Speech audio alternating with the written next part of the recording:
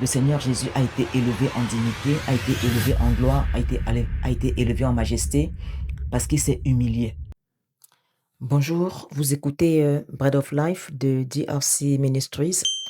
Je suis Jocelyne et aujourd'hui nous lisons le passage dans Philippiens chapitre 2 des versets 5 à 11.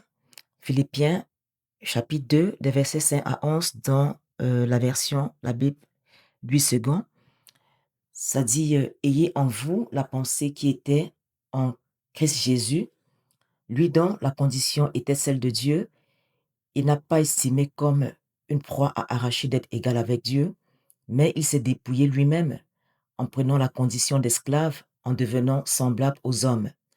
Après s'être trouvé dans la situation d'un homme, il s'est humilié lui-même en devenant obéissant jusqu'à la mort sur la croix.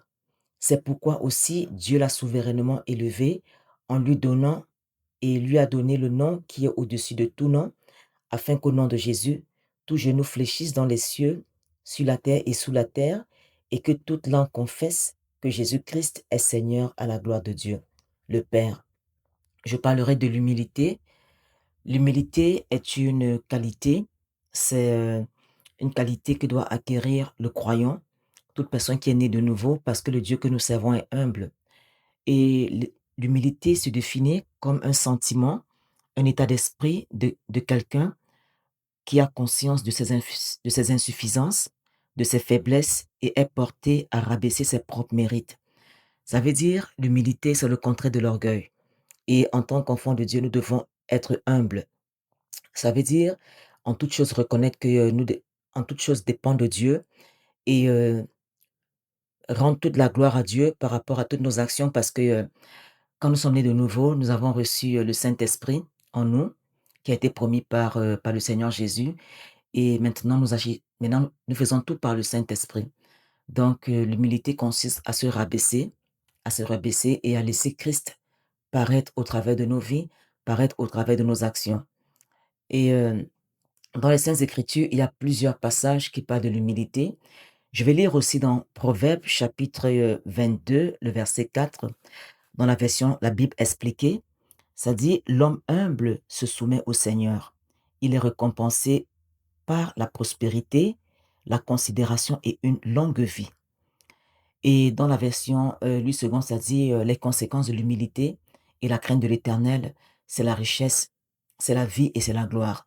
Mais bien aimé dans le Seigneur, l'humilité engendre des conséquences positives dans notre vie. Et on voit effectivement que si on est humble, il y a des conséquences. Le Seigneur Jésus a été élevé en dignité, a été élevé en gloire, a été élevé en majesté parce qu'il s'est humilié. Il s'est rabaissé devant Dieu. Il a accompli parfaitement le plan de Dieu pour sa vie et il y a eu une récompense. Donc ne pensons pas que l'humilité est une faiblesse, est une faiblesse comme le monde le présente en quelque sorte. Si c'est une faiblesse devant Dieu, parce que souvent le monde va dire si on est humble, c'est qu'on se fait passer pour une personne qui est bête, c'est pas vrai. Dieu agrée l'humilité. Et je connais pas ta vie. Peut-être pour l'instant, toi qui écoutes cet audio, tu luttes avec l'orgueil. Peut-être Dieu te demande de te soumettre, de t'humilier, mais il y a cette lutte intérieure en toi qui t'empêche de te rabaisser.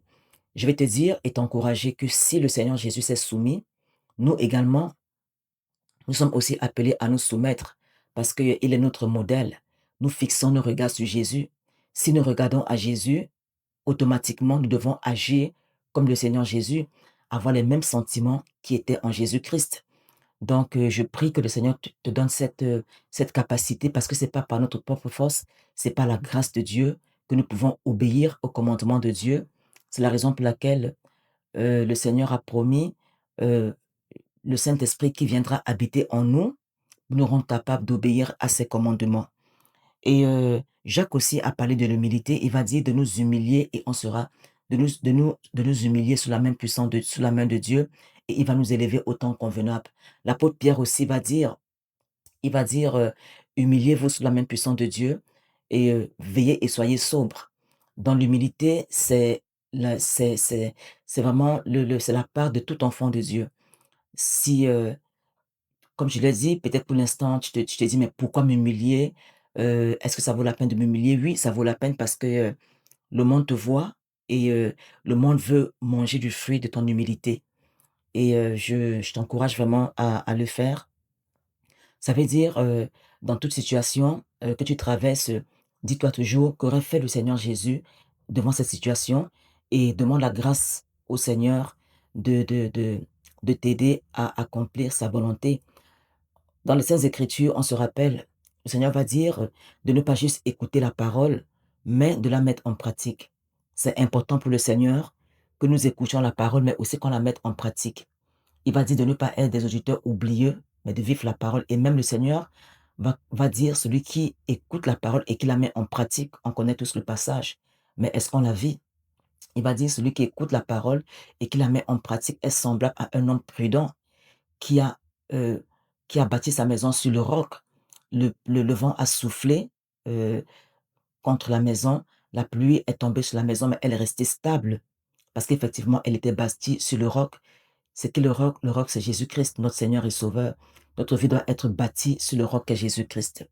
Donc je vais vraiment, t'encourager à ne pas juste écouter cet audio, mais aussi à obéir et je vais prier pour toi présentement qui écoute cet audio. Je connais pas où tu te trouves, je connais pas ta vie et je vais déclarer vraiment sur ta vie, parler vraiment, prier pour toi. Seigneur, je prie pour la personne qui entend cet audio. Père, tu connais sa vie et tu demandes d'être humble. Seigneur, comme tu as été humble dans ce monde, Père éternel, je prie, Père de gloire, pour la capacité de t'obéir, Seigneur, d'obéir à tes commandements, Père de gloire, de se soumettre à toi. Et je prends autorité contre tout esprit d'orgueil qui nous empêche de jouir de l'héritage que tu as pour nous. Oui, Père éternel. Et merci, Père de gloire, pour ta grâce de vivre ta parole. J'ai ainsi prié dans le nom puissant de Jésus-Christ. Amen.